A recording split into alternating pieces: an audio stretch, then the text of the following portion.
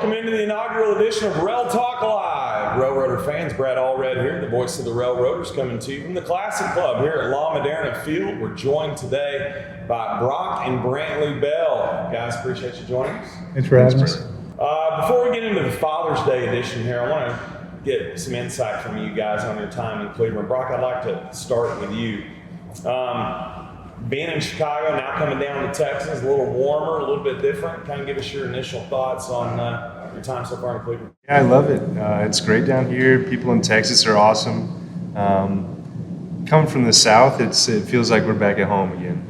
It is a little warm, but living in Arizona, it's right up our alley. So it's not like we got to play in 20 degree weather to start the season.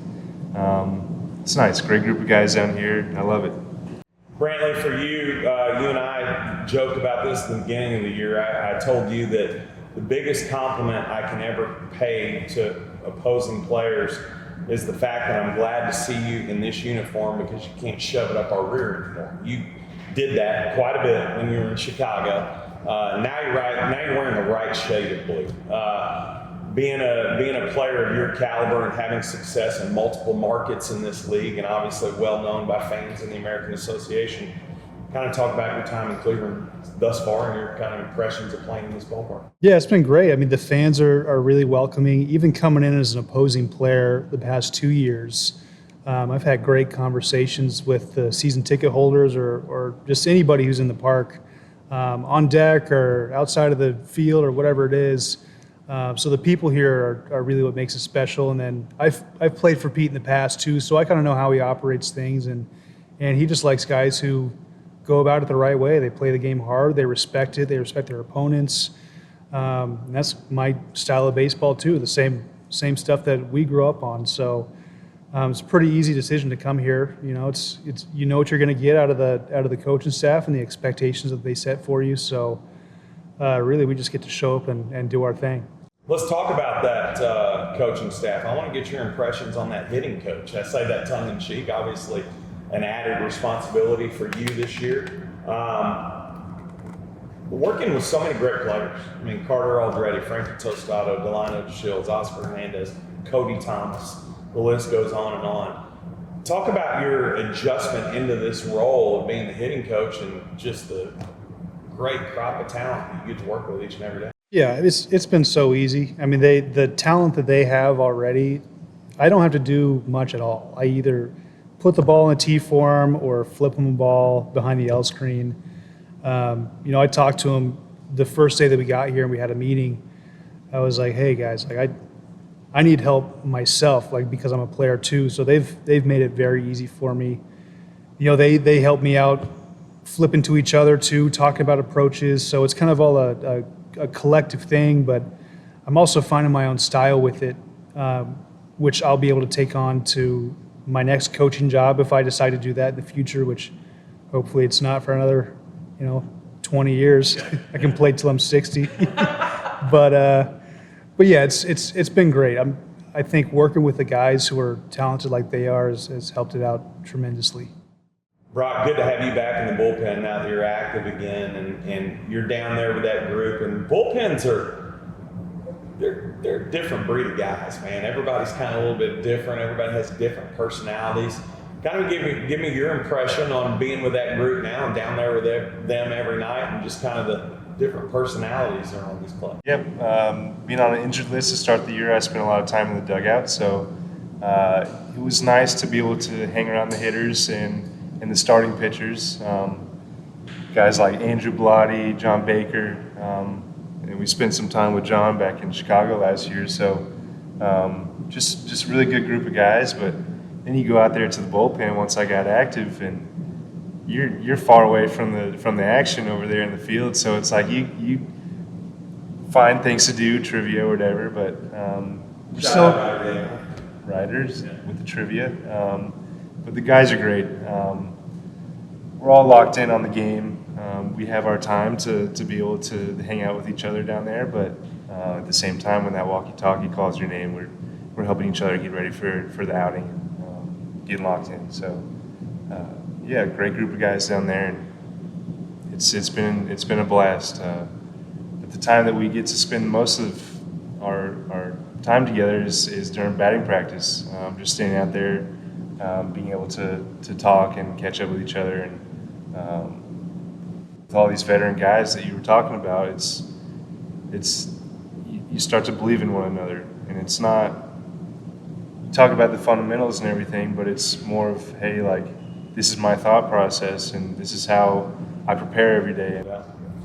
So I was very intentional in choosing to have you two guys on for this first broadcast, more of a Father's Day themed, and I have so much respect for your dad, Jay Bell, one of the greats, had a great major league career. And I want to ask you guys before we dissect your relationship with your dad, one of the things that was really impressionable on me in meeting him for the first time during spring training is from afar seeing the impact that he had, not just on you two guys, but on the whole team, and everybody really listening to him, and just the wealth of knowledge from his playing days that he had. But he had one comment to me that really stood out, and just, I was a Jay Bell fan before, but it even made me even more of a Jay Bell fan when, after practice one of the days when we were indoor, I talked to him and I said, "Hey Jay, you know, great having you here.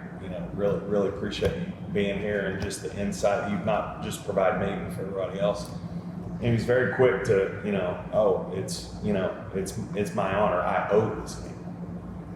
And I thought, man, for someone that had such a great major league career, to now the emphasis is on giving back. I think that just says a lot about who he is as a person. Now, for you two guys, being the son, I want to go back to childhood memories. Larger than life character for some that might watch him on TV every night. Was he that larger than life character for the two of you, or was he just dad? I think he was for our friends, but to us, he was dad. Like he was really good about separating. Whether he had a good game or a bad game, we didn't know. We were happy to see him when he got home, especially from road trips. He would just, his routine was when he would walk in the door, we would want to run up to him and give him a hug. He would push us aside. He'd go to my mom first, give her a hug and a kiss, and then he'd pick us up and just play. So that's what he was to us. I mean, he was just a big playmate more than anything. Yeah. Brock, some favorite memories as a child with you and your dad? Yeah, definitely. I mean, both of us have really good memories, so we could have this interview for hours. Yeah. But just things like, what Brantley's doing with his kids, taking them out on the field and everything. And I still remember even Shea Stadium going out and shagging for the first time when I was three and a half years old, or going to Chase Field. It used to be Bank One Ballpark, and we'd swim at the field and in the pool, and nobody else was in the stadium. So just things like that. But pretty cool part. Yeah, growing up, that was one thing Brantley can attest to as well, is his style was he never forced us to do anything. We would always have to ask him to go out and practice playing baseball. But if we asked him, he would stop what he's doing and devote all of his time for us. And we were able to grow up in a clubhouse in that environment, and we behaved well, but it was definitely a blessing, for sure. I ask you that about that larger than life because obviously this being a Father's Day edition, there's no bigger blessing than being a father. My relationship with Asher is obviously bat boy on the team. Going back to the days even when Casey Clemens was here and Roger was here a lot, Asher never looked at Roger as Roger Clemens. He just looked at him as Casey's dad. And Roger would eat that up. He loved that. He was like, this kid doesn't give a hill of beans about who I am. I'm just Casey's dad, right? So in being with a father like the one that you guys had and being around big league clubhouses, if you had to pick one memory that was your favorite memory as a child being in that clubhouse environment, what would it be from each of you? But one of them was it's probably his favorite moment of his career was they used to have a promotion called Grand Slam Sunday. Yeah, what a story. Tell us. Yeah, so basically a lady, her name is Guyleen Hoyle. She got picked for a promotion that happened every Sunday at the Diamondbacks ballpark. I don't know what year it was, maybe 99, 2000, whatever it was. If you picked the player and the inning to hit a grand slam, the fan that got chosen won $1 million. And so, long story short, he doesn't think he's going to hit. Circumstances happen that inning where guys get on base and he comes up.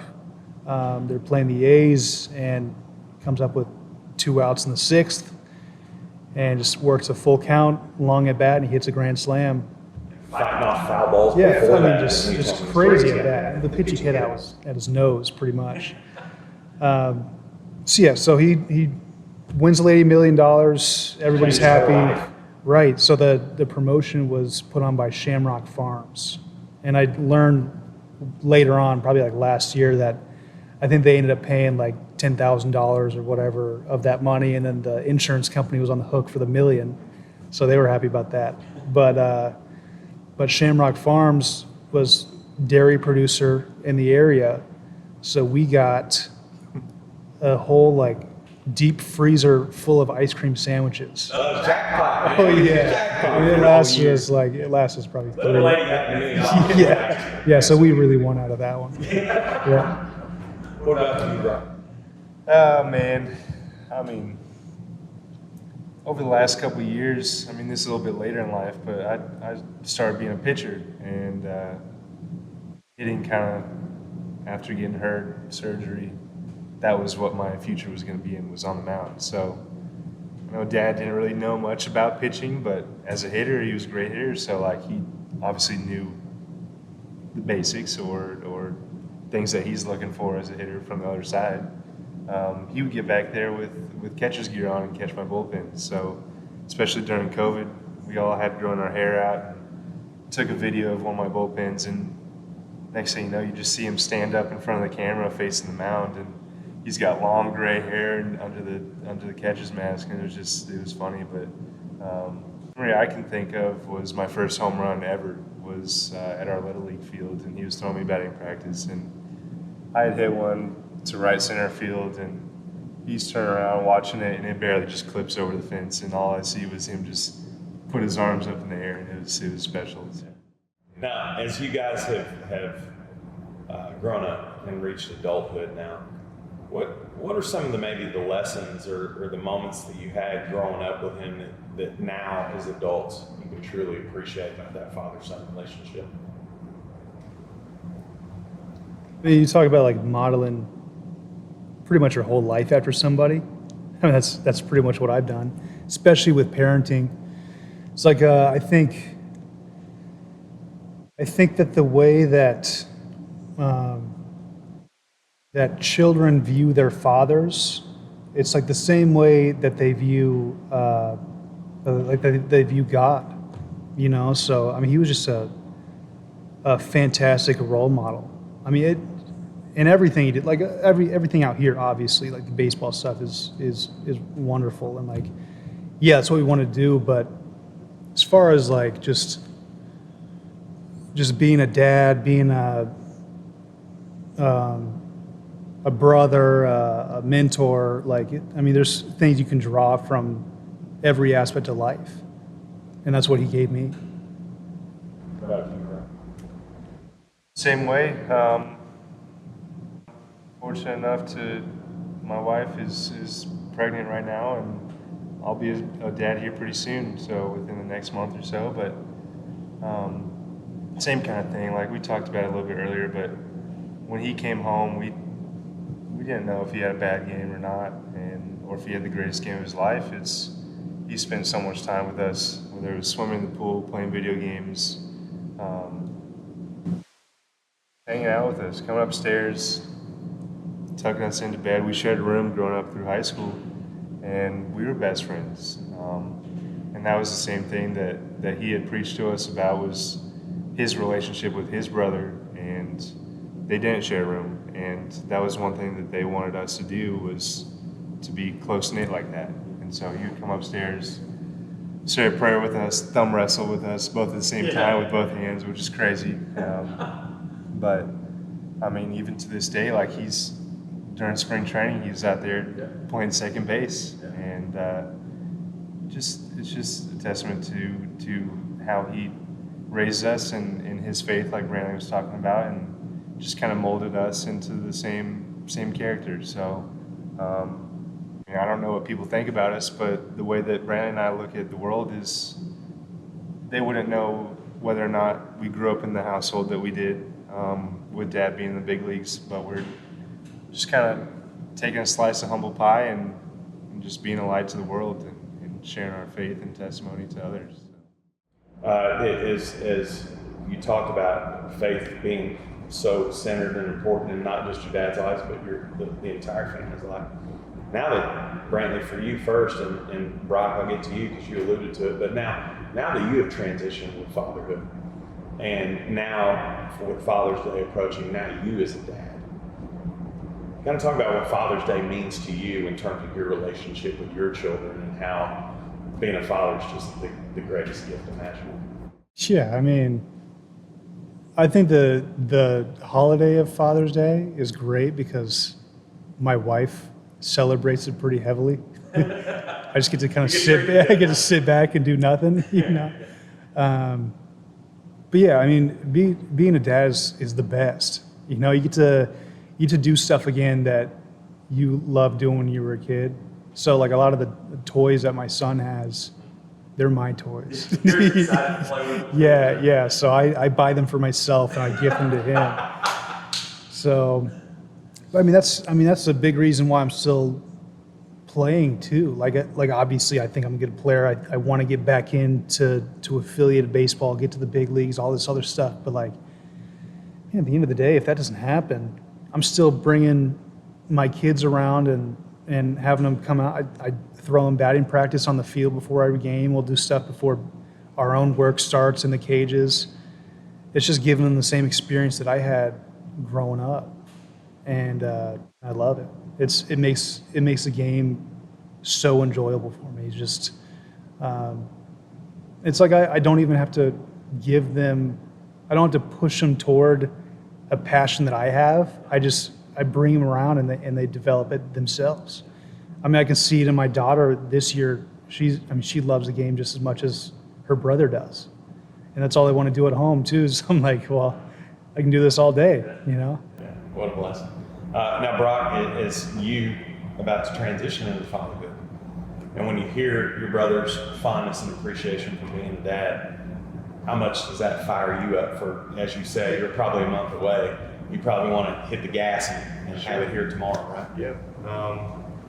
I mean, I'm an uncle 4 times now, so with my oldest sister, having 2 kids, they've got a 10, 11-year-old and an 8-year-old, and then his kids, like, we're basically next door neighbors back in Phoenix too, so you get to spend a lot of time with them, and I don't know, I'm kind of a gentle giant. Like, I love having kids around and being able to look after them if it's babysitting or whatever it is, but it's like he's saying, you get to play with them. So Nerf guns, little cat balls, playing indoor baseball, like that's what we grew up, Brandon and I grew up doing at home. And it was like the things in the house can get replaced, but the time that you spend together is priceless. So. Excellent point. As we wrap this up, obviously there's going to be many Railroader fans and folks that will watch along, but I want you to direct your final comments to your dad directly as Father's Day approaches. Obviously you have the ability to talk to him every day, but if there was one message or one thing that you wanted to say to him as this interview came to a close, what would that be for each of you? I'm going to beat you off this year. Just saying right now. I'll probably never beat you at golf, Dad. It's too good, man. Yeah, but we want to say Happy Father's Day. We thank you for everything that you do, and we love you so much. Yeah, you've made the biggest impact on my life out of anybody by far, and I'm so grateful for everything you do, and I love you a lot. Well, we appreciate you guys very much. You made an impactful start to this season. The both of you have. We're extremely lucky to have you, not for the baseball players that you are, but for the man and the character that you have and the way that you wear it and represent that railroad uniform. So we're excited to have you guys. Appreciate you both, and enjoy Father's Day and enjoy the rest of the season. All right, thank you. We're going to drop this on all of our social media channels. We'd like for you to follow. We're going to drop the links to those below, and we'll have another edition of RailTalk Live coming up real soon. Brad Allred signing off from the Classic Club. Thanks for tuning in. Go Rotors!